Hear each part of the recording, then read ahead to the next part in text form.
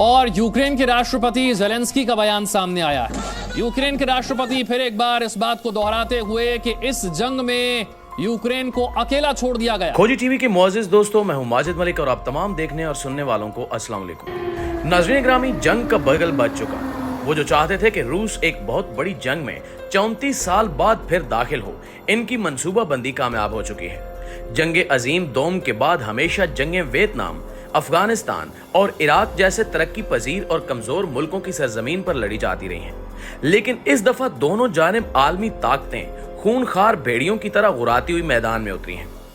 Europe की वो सरजमीन जिसने कई सदियां जंग की हौलनाकियां देखी हैं, एक दफा फिर वही मैदान जंग बनने जा रही है। गुज़श्ता सदी में होने वाली जंग अजीम अव्वल और जंग अजीम दोम का ईंधन यूरोपीय ममालिक ही बने थे। करोड़ों इंसानों के कत्लेआम और लाखों इमारतों के जमीन बोस होने के बाद 7 समंदर पार बैठे अमेरिका ने इन्हें मुआशी बहाली के नाम पर अपनी गुलामी में नेटो की जंजीरों से ऐसा जकड़ा कि आज इन मुल्कों में 75 सालों की सरमायाकारी से मुनाफा कमाने का वक्त आ चुका है। यूरोप के ये ममालिक खूब जानते हैं कि इस जंग से मुनाफा कौन कमाएगा।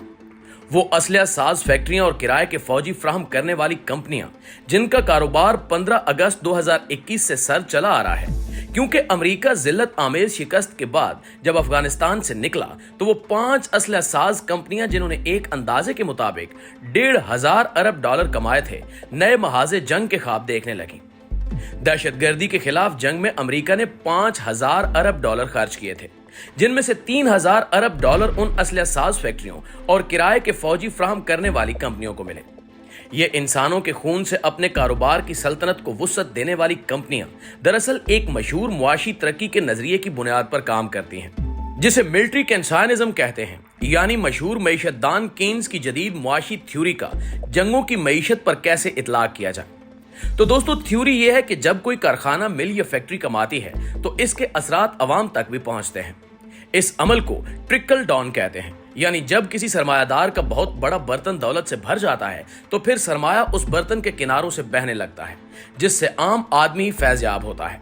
जंगे अजीम अव्वल और जंगे अजीम दोम में इन्हीं असलहा साज कंपनियों ने अरबों डॉलर कमाए थे और अब दोबारा इनकी राल टपक रही है। जमहूरियत का कमाल यह है कि जमहूरी नुमाइंदे यानी मेंबरान कांग्रेस या अराकीन पार्लियामेंट इन्हीं कंपनियों के सरमाए से इलेक्शन जीतते हैं। फिर इन कंपनियों की इमा पर इनकी मुनाफाखोरी के लिए अवाम को ला हासिल जंग में उलझाते हैं। लोगों के टैक्स से पलने वाली अफवाज मैदान जंग में उतारी जाती हैं। जंग का बोझ भी अवाम बर्दाश्त करते हैं और इसकी अजियत भी, लेकिन कमाई सिर्फ और सिर्फ असलहा साज कंपनियों को होती है। नाज़रीन ग्रामी, मौजूदा तनाव में इन कंपनियों की मंसूबा बंदी मुलाहिजा करें। जैसे ही 2014 में अमेरिका ने अफगानिस्तान से निकलने का ऐलान किया तो रूस को इस कदर उकसाया गया कि इसने यूक्रेन में हुकूमत के खिलाफ लड़ने वाले बागी मलेशिया की हिमायत में अपने फौजी उतार दी। यूक्रेन जब 1992 में रूस से अलहदा हुआ था तो वो एक एटमी कुव्वत था। इसका एटमी हथियारों का जखीरा दुनिया में 3रे नंबर पर था। अमेरिका ने इस मुल्क को एटमी हथियारों से पाक करने के लिए इसके साथ तवील मुज़ाकरात किए और रूस को भी एतमाद में लिया। लातादाद यकीन दहानियां करवाई, जिसके बाद यूक्रेन ने अपने हजारों एटमी हथियार रूस को वापस कर दिए, जिसके बदले में अमेरिका और नेटो ने इसे यकीन दिलाया कि अगर कभी रूस ने इस पर हमला किया तो वो इसका दिफा करेंगे।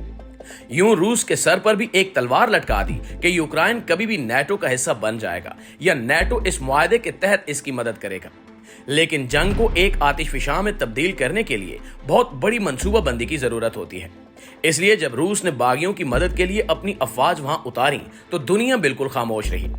ये वो पहला सबक है जो पाकिस्तान को अपने एटमी प्रोग्राम के हवाले से यूक्रेन से सीखना चाहिए कि मौजूदा कशमकश वाली दुनिया में किसी एटमी ताकत को उसके एटमी हथियार ही उस मुल्क की आजादी, खुद मुख्तारी और सलामती की जमानत होते हैं। इनसे दस्तबरदारी के बाद कोई आलमी ताकत कभी अपने वादे पूरे नहीं करती। यूक्रेन में रूस ने बागियों की हिमायत की और इसके बाद इस तनाज़े को हवा देने और अवामी जज्बात से खेलने के लिए CIA ने अपना मशहूर आम तरीक़ेकार अवामी महाज आराई अपनाया, जिसके नतीजे में यूक्रेन के अवाम रूस की इस फौजी मुदाखलत के खिलाफ सड़कों पर निकल आए। रोजाना जलूस निकलते और यूरोपीय ममालिक और अमेरिका के सफीरान जलूसों और धरनों में बराह रास्त हिस्सा लेते। यूक्रेन पर उन दिनों रूस नवाज हुकूमत थी जो अवामी वोटों से मुंतखब होकर बरसे इक्तिदार आई थी। CIA के पेरोल पर मौजूद सियासी लीडरों ने इन जलूसों और धरनों का रुख उस वक्त के रूस नवाज सदर विक्टोरिया यानुकोविच के खिलाफ मोड़ दिया और अवाम के मुंह में यह भी नारा डाल दिया गया कि फौरन आइन में तरमीम करके यूरोपीय यूनियन और नाटो के साथ मजबूत ताल्लुकात इस्तवार किए जाए। दारुल हुकूमत में धरने शुरू हुए जो चंद दिन बाद खूनी फसादात में बदल गए। हुजूम ने लातादाद इमारतों पर कब्जा कर लिया और पूरा शहर इनका यरगमाल बना दिया गया।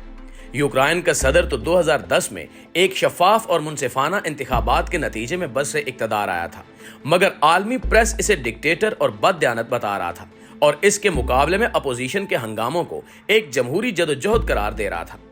CIA का सरमाया और मंसूबा बंदी अरूज पर थी, जिसके नतीजे में तमाम पार्लियामेंट के अराकीन को कायर कर लिया गया। दोस्तों, अब रूस यूक्रेन जंग के क्या नताज निकलते हैं ये तो आने वाला वक्त ही बताएगा, लेकिन हमें हमेशा अल्लाह ताला से दुआ करनी चाहिए कि अल्लाह ताला इन मूजी ताकतों और मूजी दुश्मनों से हर किसी को अपनी हिफ्ज़-ओ-अमान में रखे। आमीन सुमा आमीन।